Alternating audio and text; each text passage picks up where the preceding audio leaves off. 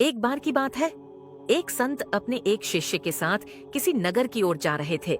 रास्ते में चलते चलते रात हो चली थी और तेज बारिश भी हो रही थी। संत और उनका शिष्य कच्ची सड़क पर चुपचाप चले जा रहे थे। उनके कपड़े भी कीचड़ से लथपथ हो चुके थे।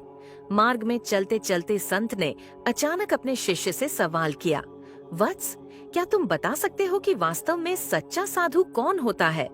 संत की बात सुनकर शिष्य सोच में पड़ गया। उसे तुरंत कोई जवाब नहीं सूझा। उसे मौन देखकर संत ने कहा, सच्चा साधु वह नहीं होता जो अपनी सिद्धियों के प्रभाव से किसी रोगी को ठीक कर दे या पशु पक्षियों की भाषा समझ ले। सच्चा साधु वह भी नहीं होता जो अपने घर परिवार से नाता तोड़ पूरी तरह बैरागी बन गया हो या जिसने मानवता के लिए अपना जीवन समर्पित कर दिया हो। शिष्य को यह सब सुनकर बहुत आश्चर्य हो रहा था। वह तो इन्हीं गुणों को साधुता के लक्षण मानता था। उसने संत से पूछा, गुरुदेव, तो फिर सच्चा साधु किसे कहा जा सकता है? इस पर संत ने कहा, वत्स, कल्पना करो कि इस अंधेरी तूफानी रात में हम जब नगर में पहुंचे और द्वार खटखटाए। इस पर चौकीदार हमसे पूछे कौन है और हम कहें दो साधु। इस पर वह कहे, मुफ्तखोरों, चलो भागो यहाँ से, न जाने कहां कहां से चले आते हैं।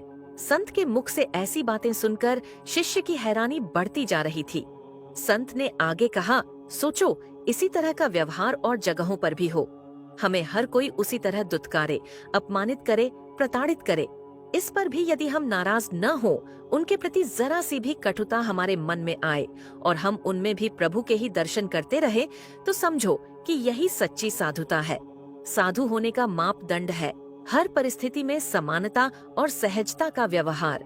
इस पर शिष्य ने सवाल किया, लेकिन इस तरह का भाव तो एक गृहस्थ में भी हो सकता है, तो क्या वह भी साधु है? संत ने मुस्कुराते हुए कहा, बिल्कुल है। जैसा कि मैंने पहले ही कहा कि सिर्फ घर छोड़कर बैरागी हो जाने से ही कोई साधु नहीं हो जाता। साधु वही है जो साधुता के गुणों को धारण करे, और ऐसा कोई भी कर सकता है। जय जय श्री राधे।